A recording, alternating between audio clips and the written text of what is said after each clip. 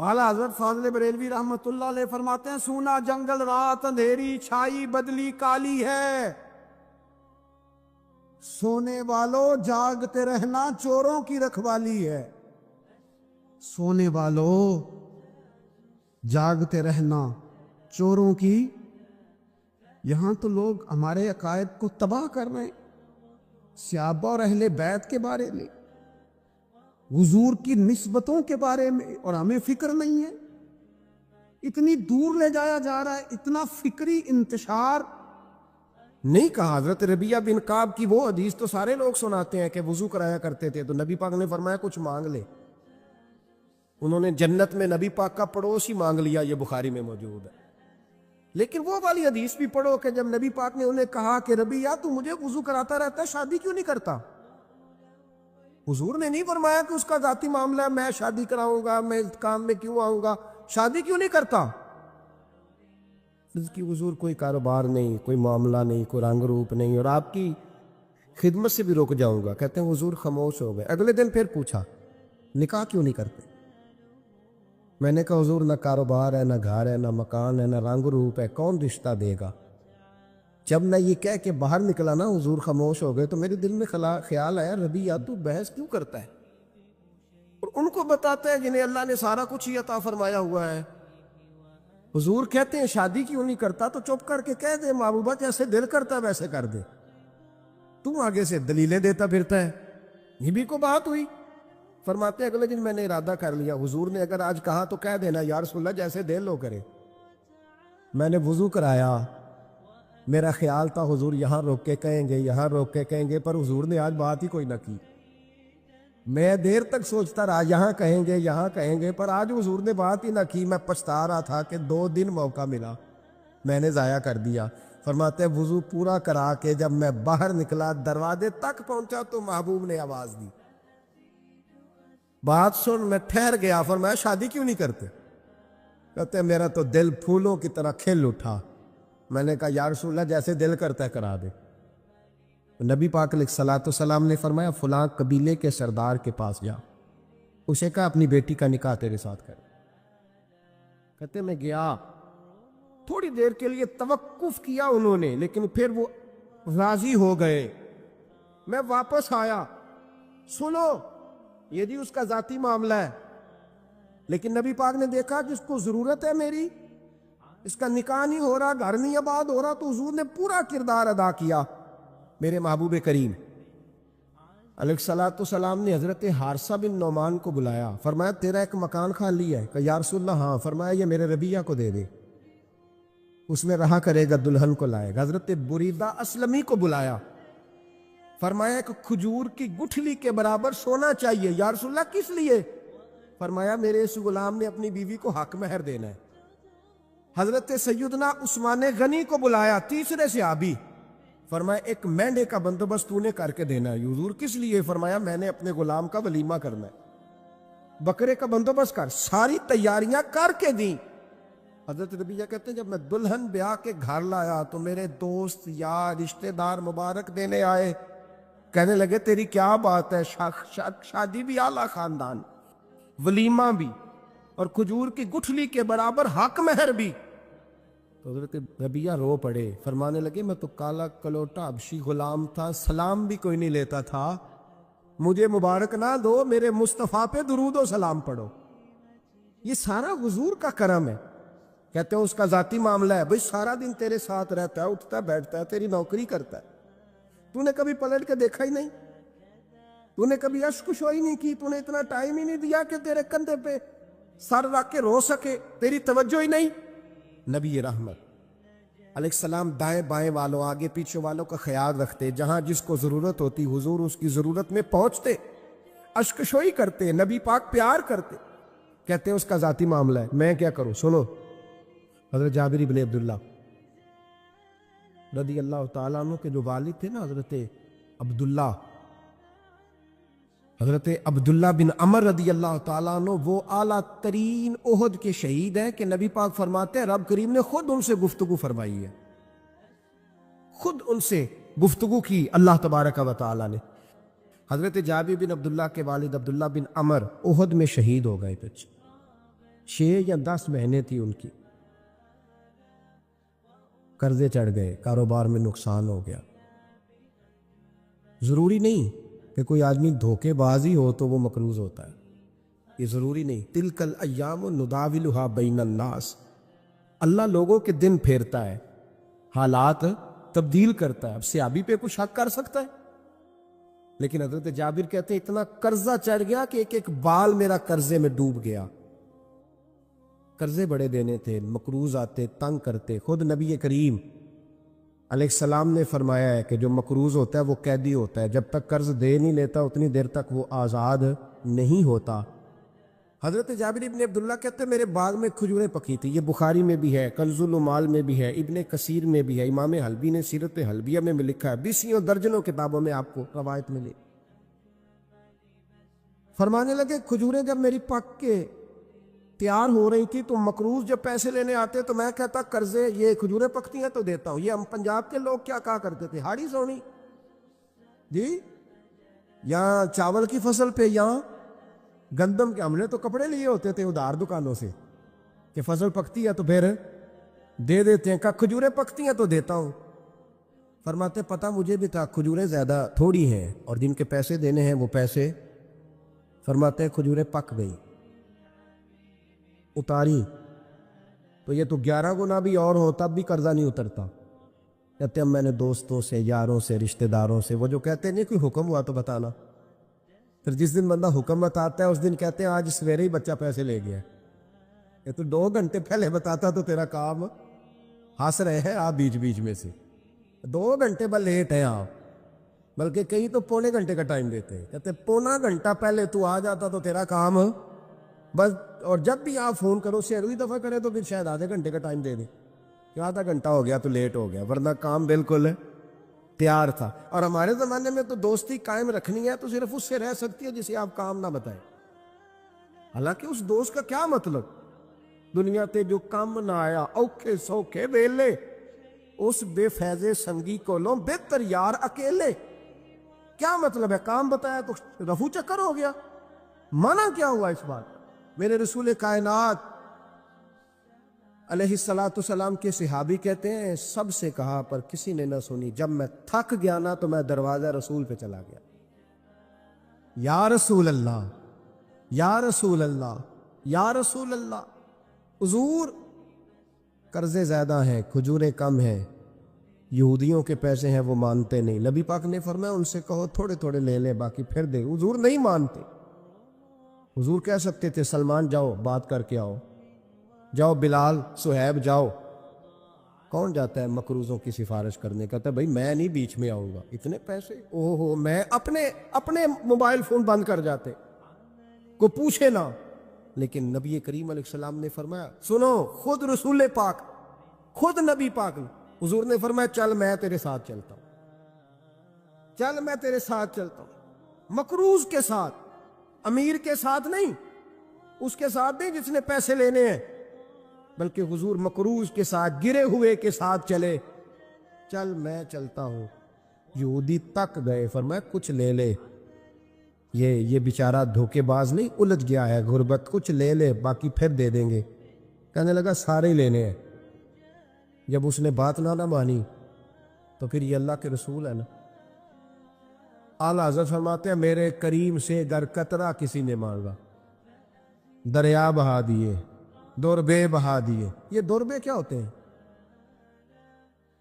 یہ مجھے پوچھا تھوڑے دن پہلے ایک شخص نے، آپ سنتے رہتے ہیں نا شعرات و ترجمہ پوچھتے ہی نہیں نا، کبھی پوچھ لیا کریں کہ اس کا معنی کیا ہے، کبھی پرچی لکھ لیا کریں تاکہ کوئی جب آپ سے پوچھے تو یہ دوربے کیا ہے، لفظ دوربے ہے ہی نہیں، اصل میں اعلیٰ حضرت کو پڑھتے نہیں نا لوگ، انہیں پتہ ہی نہیں وہ بات کتنی اعلیٰ، یہ لفظ دوربے نہیں ہے۔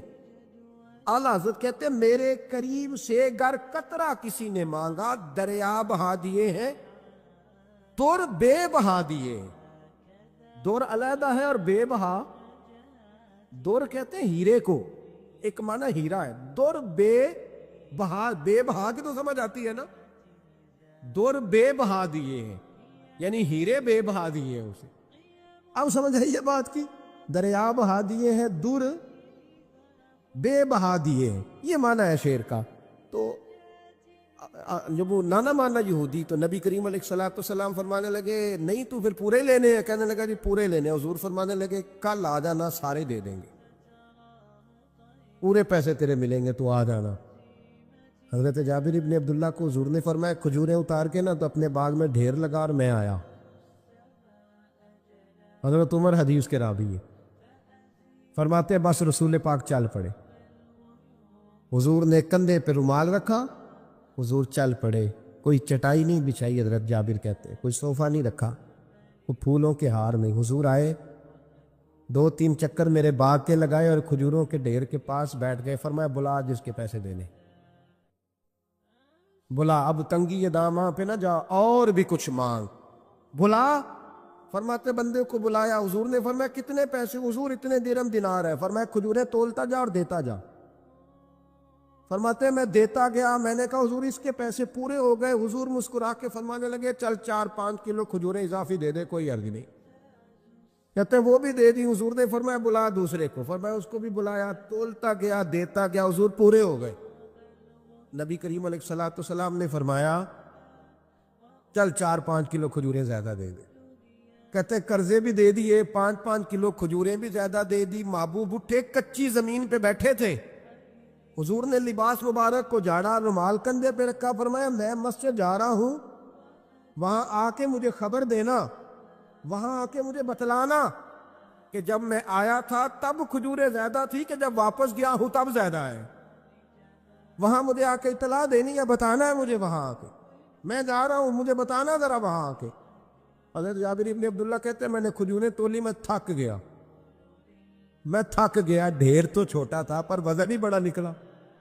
کہتے ہیں میں تھک گیا، جتنی دی تھی نا اس سے زیادہ تول کے باقی پڑی رہنے دی۔ میں مسجد میں گیا، ذرا لفظ سننا حدیث کے، کہتے ہیں مسجد میں گیا، جا کے عرض کی یا رسول اللہ میں تول آیا ہوں، جب آپ آئے تھے تھوڑی تھی اور جب واپس آئے ہیں تو کئی گنا بڑھ گئی ہے۔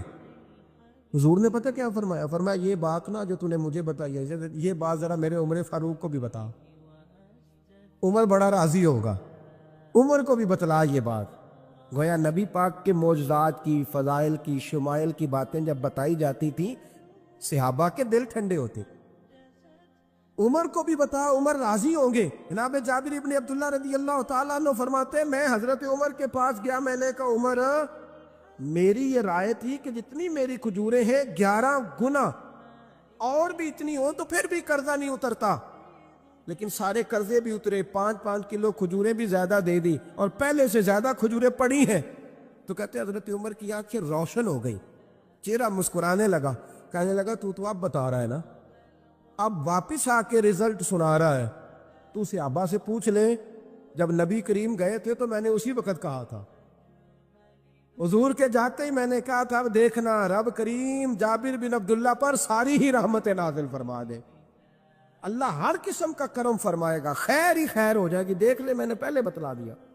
میرے نبی پاک سلام چھوٹی چھوٹی باتوں کا خیال رکھ، چھوٹی چھوٹی چیزوں پر توجہ دیتے، خیال کرتے کس کو کس وقت کس چیز کی کہاں حاجت ہے، اس کی وہ حاجت پوری کی جاتی، اس کا دھیان رکھا جاتا۔ حضرت جابر خود فرماتے، یہ مسلم کے لفظ ہے، فرماتے ایک دفعہ میں حضور کے ساتھ جہاد پہ گیا تھا، میرا اونٹ کمزور تھا، میں پیچھے رہ گیا۔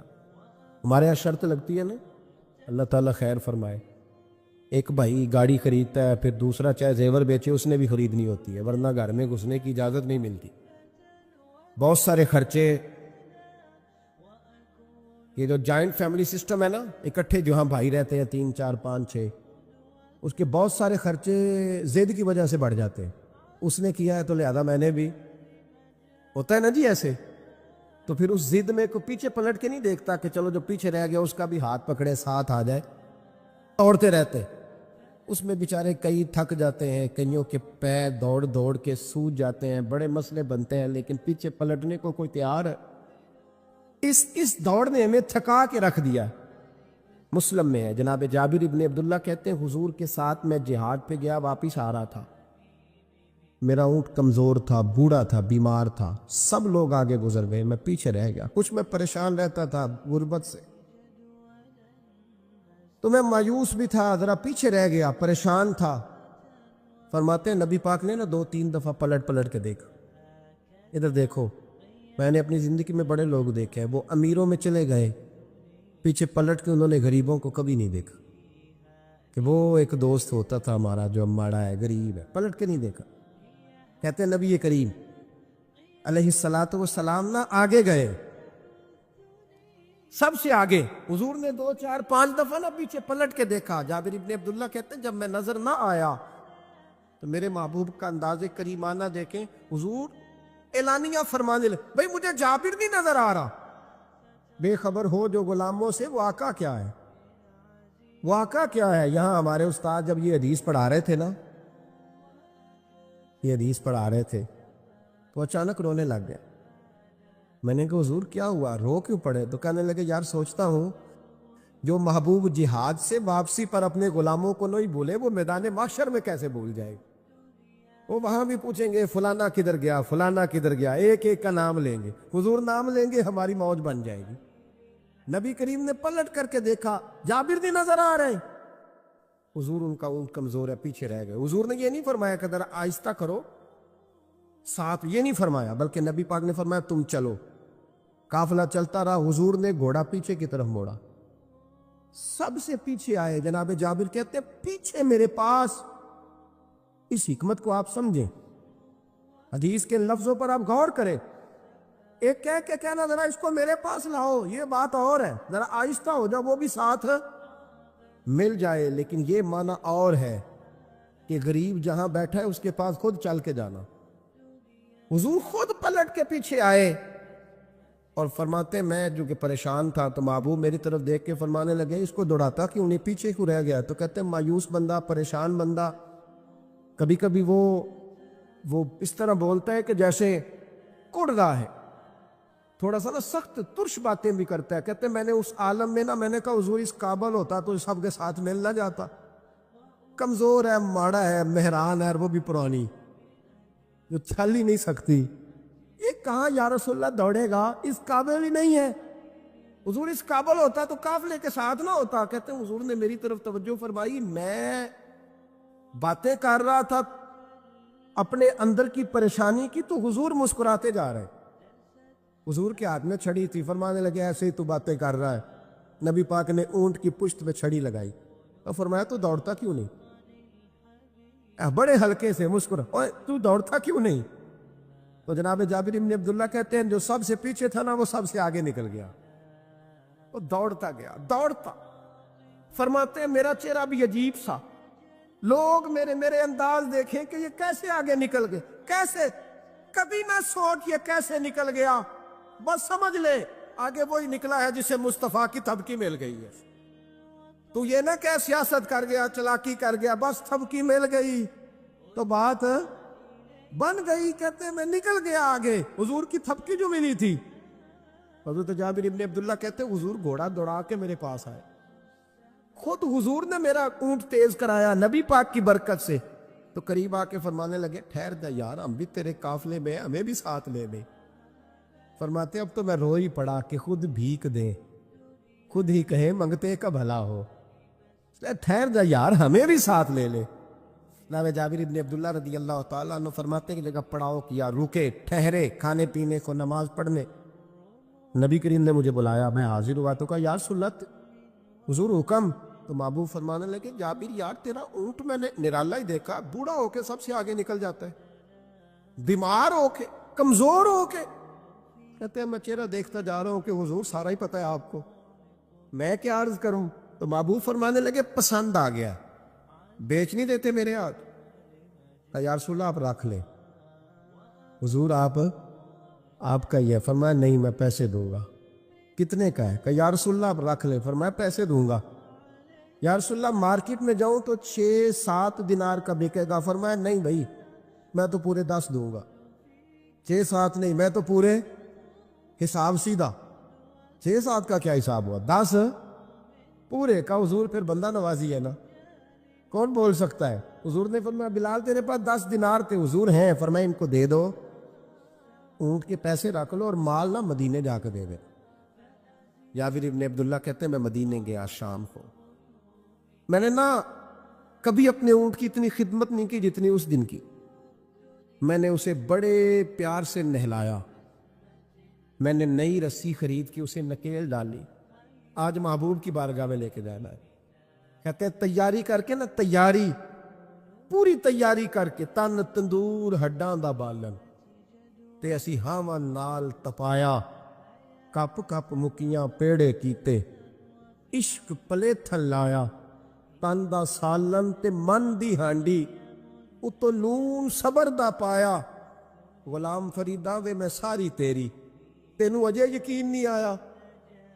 کہتے ہیں اسے بڑے پریم سے، بڑی محبت سے سجا کے، سوار کے، نکھار کے، تیار کر کے میں نبی کریم کی بارگاہ میں لے کے گیا۔ ظہر کی نماز پڑھ کے حضور نکلے، میری طرف دیکھا، میں نے کہا حضور پیسے لے لیے تھے، یہ آپ کا سامان ہے، مال ہے؟ کہتے حضور نے نکیل تھامی، میں واپس پلٹا، بھی گلی کی نکر مڑا نہیں تھا، حضور نے آواز دی، جابر ذرا سن تو صحیح۔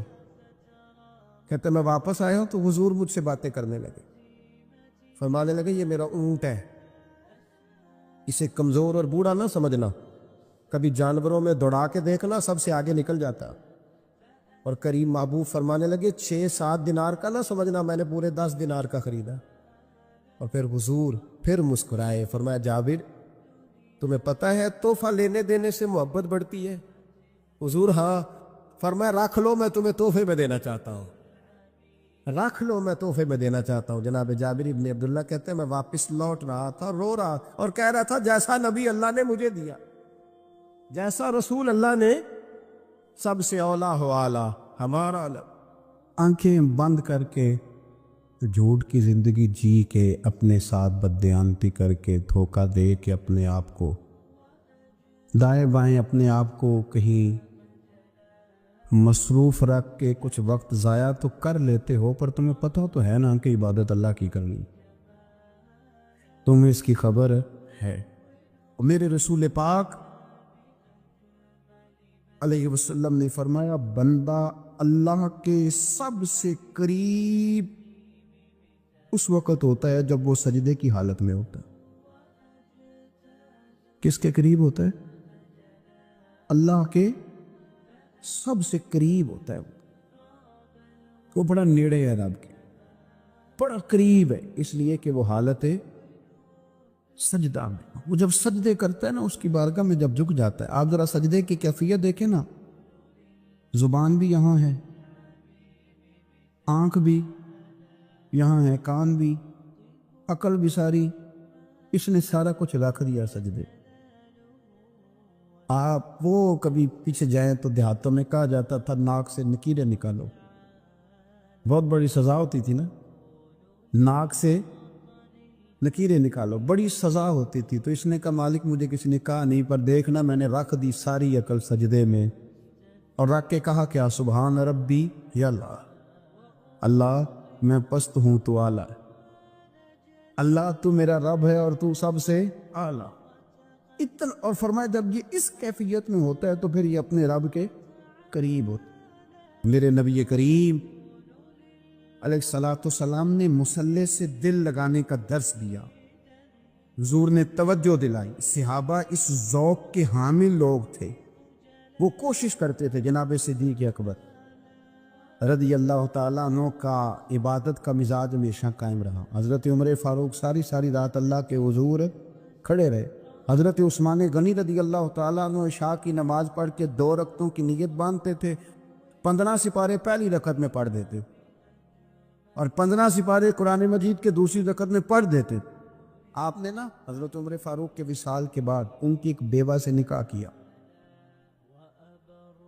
حضرت عثمان غنی نے نکاح کیا۔ وہ خاتون آپ کے نکاح میں آئیں تو عرض کرنے لگی امیر المومنین میرے لیے اعزاز تو بہت ہے کہ میں امیر المومنین کی بیوہ تھی تو امیر المومنین کی منکوحہ ہو گئی ہوں، لیکن حضور نہ تو میں جوان ہوں کہ میرے اندر رغبت ہوتی اور نہ میں اب اس قابل ہوں کہ کوئی خدمت کر سکوں، میرے ساتھ نکاح کی وجہ کیا بنی؟ عثمان غنی رو پڑے، فرمانے لگے میں نے عمر فاروق کو مسجد میں اپنے رب سے ڈرتے ہوئے دیکھا، میں نے اسے روتے ہوئے دیکھا، عدل کرتے دیکھا، انصاف کرتے دیکھا، امت کی خیر خواہی کرتے دیکھا۔ تمہارے ساتھ نکاح اس لیے کیا ہے کہ تم مجھے یہ بتاؤ کہ عمر فاروق گھر کے اندر اپنے رب کو کیسے راضی کرتے، گھر کے اندر کیسے راضی کرتے تھے، وہ طریقے بتلاؤ، تم بتاتی جانا اور میں بھی اسی طرح گھر میں عبادت کروں۔ جس گھر میں اللہ کا ذکر ہوتا ہے وہ گھر زندوں کا ہے، اور جس گھر میں رب کریم کا ذکر نہیں ہوتا وہ گھر زندوں کا نہیں ہے۔ گھر نہ ہم نہ کتابوں میں پڑھتے ہیں کہ بزرگ کہتے ہیں، حضرت فضیل بن عیاض کہتے ہیں کہ میں ایک گلی سے گزر رہا تھا تو گھر کے اندر کسی قاری صاحب نے قرآن کی آیت پڑھ دی، وَلِمَنْ خَافَ مَقَامَ رَبِّهِ جَنَّتَانِ۔ میں تو میرے کانوں سے ٹکرائی تو اللہ نے میری کایا ہی پلٹ دی، میں توبہ کر گیا۔ اب گھر کے اندر سے آواز آئے تو صحیح نہ تلاوت کی، پر اندر سے آواز آتی نہیں ہے، ڈیک بجنے کی آواز آتی ہے، یا ٹی وی چلنے کی آواز آتی ہے، یا دھوم مچانے کی آواز آتی ہے۔ عبادت کا وہ جو خاص شوق تھا، وہ جو حسن تھا، وہ جو توانائی، وہ جو بات۔ ایک جگہ پہ ہم بیٹھے تھے تو وہاں ایک صاحب آئے اور انہوں نے آتے ہی کہا کہ مہربانی کریں ذرا مجھے مصلی دے دیں، میرے نہ کچھ نفل رہ گئے۔ تو میں نے وضو کر لیا تو کوئی مصلی مل جائے، مصلی انہیں دے دیا گیا، وہ مصلی لے کے چلے گئے۔ تو پیچھے ایک صاحب نے تبصرہ کیا کہ انہوں نے کتنا ریاکار بندہ ہے، لوگوں کو دکھا رہا ہے کہ میں نفل پڑھتا ہوں، ہے کو بات کرنے والی۔ میں نے اسے کہا، میں نے کہا تو مہربانی کرنا، اس طرح کی ریاکاری تو بھی کر، پکڑ مصلی اور جا تو بھی تھوڑی ریاکاری کر کے آ، اٹھ ذرا شکر کر، کوئی یہ ریاکار بھی ملا ہے، کوئی نفل پڑھ کے ریاکاری کر رہا ہے۔ اللہ کا میں کہتا ہوں کو پڑھے تو صحیح نہ، یا یہ کوئی دور ہے نفل پڑھنے کا؟ اس میں تو لوگوں کا مزاج ہی نہیں، طبیعت ہی نہیں۔ میں نے کہا چل مہربانی کر یہ دے مصلی اور تو بھی جا تھوڑی سی کاریا ریاکاری کرو تو صحیح نا، مزاج ہی نہیں، ذوق۔ جمعے کی نماز پڑھ کے یوں دنیا بھاگتی ہے، او ہو پتہ نہیں کون سی پیچھے آگ تھی جو بجھائی جائے گی۔ اور آج تک لوگ مسئلہ پوچھ رہے ہیں کہ جمعے کی بعد والی سنتیں کتنی ہوتی ہیں۔ میں نے کہا کتنے سال ہو گئے جمعہ پڑھتے، کتنے سال ہو گئے، ابھی تک سنتوں کا نہیں پتہ، ابھی تک نہیں علم کے پہلے کتنی رکھتے ہیں اور بعد میں کتنی رکھتے ہیں۔ فجر کی سنتیں کب پڑھنی چاہیے؟ سنو فجر کی سنتوں کے بارے۔ میرے رسول کریم سید عالم صلی اللہ تعالیٰ علیہ وسلم سے ایک صحابی نے پوچھا تھا، حضور میری فجر کی سنتیں رہ گئیں یا رہ جاتی ہیں تو حکم کیا ہے؟ کیا انداز ہے حضور کا، بخاری مسلم کے لفظ سنو۔ حضور سید عالم صلی اللہ علیہ وسلم فرمانے لگے، اس نے کیا پوچھا تھا؟ حضور جواب کیا دیتے؟ فرمایا فجر کی سنتیں کبھی نہ چھوڑنا، فجر کی پہلی 2 سنتیں کبھی نہ چھوڑنا۔ یا رسول اللہ صلی اللہ تعالیٰ علیہ وسلم میری رہ گئی ہیں، رہ جاتی ہیں۔ فرمایا فجر کی 2 سنتیں نہ چھوڑنا، فرمایا فجر کی پہلی 2 سنتیں مجھے دنیا اور دنیا کے اندر جو کچھ ہے وہ سب سے زیادہ پیاری ہے۔ فجر کی 2 سنتیں دنیا اور دنیا میں جو کچھ ہے مجھے وہ سب سے زیادہ پیاری ہے، اس لیے فجر کی سنتیں نہ چھوڑ۔ اپنا ذوق، اپنی طبیعت، ہم نے نا ذوق غلط بنا لیا۔ اگر 20 بندے کہہ بھی دیں گے تو نے بڑی شاندار تلاوت کیا تو کیا اس سے بنے گا؟ 100 بندہ کہہ بھی دے تیری کیا بات ہے، کیا بات ہے نعت خاں کی، کیا بات ہے علامہ صاحب کی، پیر صاحب کی، پیر مہر علی شاہ صاحب رحمۃ اللہ علیہ۔ آپ تشریف فرماتے تو آپ کے ایک ہی بیٹے بابو جی جن کو کہا جاتا ہے، جس دن صاحبزادے پیدا ہوئے تو خادم نہ وہاں سے نکلا۔ ان لوگوں کے شوق اور طرح کے تھے نا، تو ان کی توجہ بھی اپنے شوق کی طرف رہتی۔ تو خادم نکلا اندر سے، پیر صاحب مبارک ہو، پیر صاحب مبارک ہو، پیر صاحب مبارک ہو، پیر صاحب مبارک ہو، شور کر رہا ہے۔ تو پیر صاحب کو وجد ہو گیا، اللہ اکبر، اللہ اکبر، اللہ، کیا ہوا؟ کس کی مبارک دے رہے ہو؟ اس کی حضور اللہ نے بیٹا دیے۔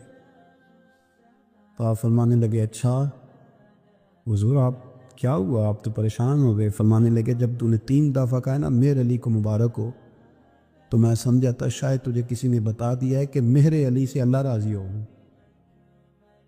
میں سمجھا تھا کہ شاید تو یہ خبر لے کے آیا ہے کہ کسی نے بتایا ہے کہ مجھے آج خبر ملی ہے کہ مہر علی سے رب اچھا پتر ہوا ہے، الحمدللہ اللہ کا شکر ہے۔ پر میرے لیے مبارک کا دن وہ ہوگا جب میرا رب کہے گا کہ میں مہر علی سے راضی، میرے محبوب کہیں گے کہ میں مہر علی سے۔ آپ بات کو سمجھے، شوق ہی کسی اور طرف تھا، دل ہی کہیں اور لگا ہوا تھا، طبیعت ہی کہیں اور مائل تھی۔ کوئی وظیفہ پوچھتے تھے تو پڑھتے تھے وہ لوگ، کچھ اللہ اللہ انہیں بتائی جاتی تھی تو کرنے کا ذوق رکھتے تھے، طبیعت تھی، قائل تھے۔ حضرت ربیع کہتے ہیں میں بڑی دور سے سفر کر کے گیا حضرت اویس کرنی سے ملنی، بڑی دور سے، اور جب میں پہنچا تو فجر کا وقت تھا، تو حضرت اویس کرنی کو میں نے پا لیا، تو وہ نماز پڑھ کے نا قرآن شریف لے کے بیٹھ گئے۔ فرماتے ہیں اشراق چاشت کا وقت ہوا تو نفلوں کی نیت باندھ لی۔ محدث ابن الجوزی نے لکھا ہے، فرماتے ہیں پھر جب زوال کا وقت ہوا تو مسجد میں جھاڑو دینے لگ گئے۔ زور کی نماز پڑھ کے تو عصر کی تیاری تک وہ مسجد میں بیٹھے رہے، اور میرے نبی پاک علیہ السلام نے فرمایا جو نماز کے انتظار میں بیٹھا ہو وہ نماز ہی میں ہے، وہ نماز ہی میں ہے۔ فرمایا میری دنیا، میری امت کی جو رہبانیت ہے نا وہ اتنی ہے کہ نماز کا انتظار کرے، اذان کے بعد نماز کا یہ راہب ہے، یہ اس وقت چھوڑ کے بیٹھے ہیں ذرا۔ فرماتے ہیں عصر تک انہوں نے اللہ اللہ کی، پھر مغرب تک کی، عشاء کی نماز ہوئی تو نماز پڑھی تو وہ تھک گئے۔ اب مجھے وہ فارغ ہوں، مصلی چھوڑے تو میں ملاقات کروں نا، کہ آپ حیران نہ ہو کہ اتنی دیر بندہ کیسے اللہ اللہ کر، ہم نے کی نہیں نا اس لیے ہم پریشان ہیں۔ جو عادی ہوتے ہیں وہ کر بھی لیتے ہیں، وہ یہ کام، میری بات کو سمجھ آ رہی ہے؟ جب جاتے ہو کسی دفتر میں تو 8 گھنٹے کھڑے رہ لیتے ہو نا، مجبوری ہوتی ہے تو کھڑے رہا جا سکتا ہے۔ پاسپورٹ کا دفتر، بولیے، امیگریشن کی لائنوں میں، اور میں نے تو ایمبیسیوں میں بندے 12 گھنٹے پہلے جا کے کھڑے دیکھے، رہ لیتے ہیں کھڑے۔ تو اگر ان کاموں کے لیے رہا جاتا ہے تو اللہ رسول کے لیے بھی کھڑے رہا جا سکتا ہے۔ تو فرمانے لگے کہ جب عشاء کی نماز کے بعد آخر انسان تھے، تھک گئے، نیند کا غلبہ ہوا تو تھوڑی ایسے آنکھ بند ہوئی تو کھولی تو رونے لگے۔ حضرت ویسے کر دیا، رو کے کہنے لگے مالک مجھے غافل تو نہ کر، ابھی میں نے کیا بھی کچھ نہیں، دن ختم ہو گیا، کوئی نفل نہیں، کوئی اللہ اللہ نہیں، اللہ مجھے غافل نہ کر، میری مدد فرما۔ فرماتے ہیں جب وہ روئے تو میرے ساتھ جو شخص تھا میں نے کہا اٹھو چلیں، کہنے لگا حضور ملا نہیں، فرمایا جو میں لینے آیا تھا وہ مجھے مل گیا ہے، جو میں ان سے سیکھنے آیا تھا وہ مجھے نصیب ہو گیا، اب اور میں نے کیا لینا، ختم ہو گئی بات، اٹھو چلیں۔ اللہ کے بندوں نے، حضرت ربیعہ بن کعب اسلمی رضی اللہ تعالیٰ عنہ فرماتے ہیں، کہتے ہیں جب بنو قریظہ اور بنو نذیر یہودیوں کے ساتھ حضور علیہ السلام نے جنگ کا اعلان فرمایا تو وہ دشمن ہو گئے، ہمیں خطرہ تھا کہ وہ رات کو کہیں محبوب کو تکلیف نہ دیں، تو کچھ لوگ نا تلواریں لے کے نبی پاک کے دروازے پہ پہرے داری کرتے تھے۔ گن مین رکھنا حرام نہیں، اگر کسی کو واقعی خطرہ ہو تو اس کے لیے سنت بھی ہے۔ حضرت علی المرتضیٰ تلوار لے کے حضور کے گھر کا پہرا دیتے تھے۔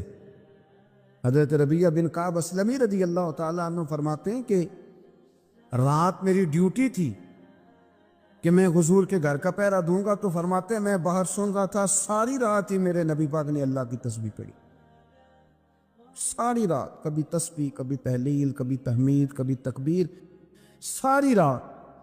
فرماتے ہیں ساری رات حضور پڑھتے رہے اور ساری رات ہی میں سنتا رہا، مجھے اونگ آ گئی، میری آنکھ لگ گئی، حضور ابھی پڑھ رہے تھے، میں تھک کے سو گیا، اور فرماتے ہیں جب میری آنکھ دوبارہ سے کھلی تو میرے کانوں میں پھر کوئی چیز گونجی، تو میں نے کان لگایا تو میرے حبیب ابھی بھی اللہ کو یاد کر رہے۔